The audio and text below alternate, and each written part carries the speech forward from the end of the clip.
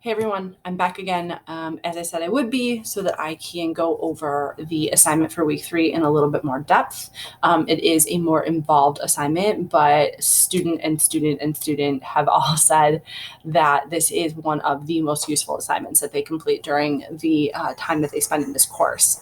So this is called the Study Tool Creation Assignment, and it really is based on the idea that Angela presents in the lecture called the Formula for Success, the idea that once you've attended class, before you dive into the material and memorizing that material, you really need to test your comprehension to ensure that you are remembering and moving the information correctly into your long-term memory.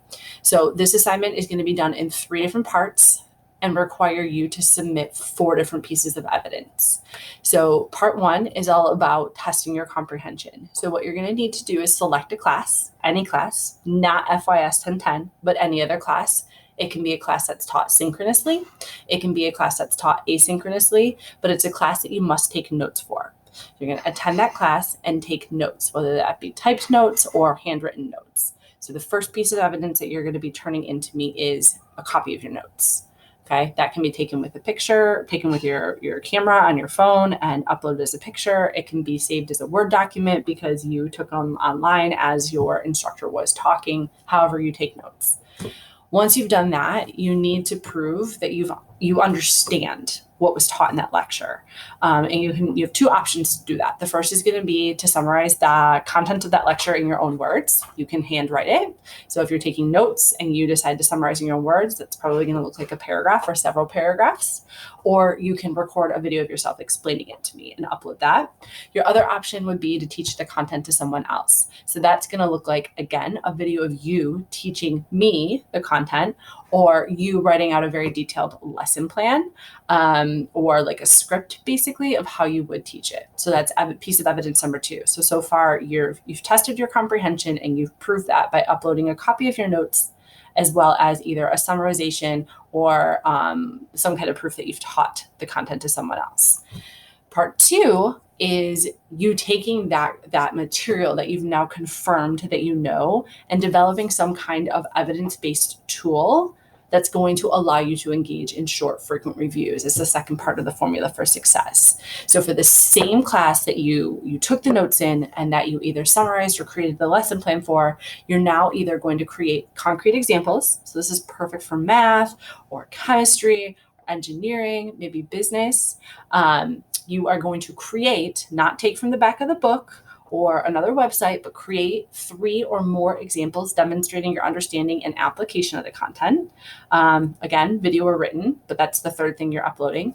Your second option is creating a tool for either spaced or retrieval practice. So that would be something that you can come back to often. Maybe it's a fill in the blank quiz. Maybe it's a multiple choice quiz that you can kind of shuffle the questions through. Maybe it's a set of flashcards, but only flashcards that are used or that are created using Thomas Frank's video, not literally definition on the front and term on the back, because that doesn't do anything for you.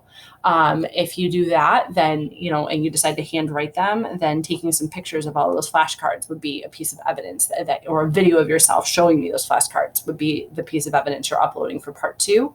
You can also do dual coding. This is, like Angela described it, using different modalities to represent the same kind of information. So, if you summarized maybe the rise and fall of an empire, maybe you kind of draw what that looks like, that timeline in history. Dual coding can take a lot of different forms. If it was more graphs, maybe in bio or math or something, you turn it into words. That works too. But that's piece of evidence number 3. So far you're uploading a copy of your notes, you're uploading whatever it is you've decided to test your comprehension, and then you're also uploading proof of the tool that you made to test that accurate comprehension that you've had. The last part is going to ask you to reflect on this. So once you've gone through this process, you've watched everything, you've done part 1, part 2, part 3, the notes, part 1, part 2, I need you to tell me how you're feeling. right?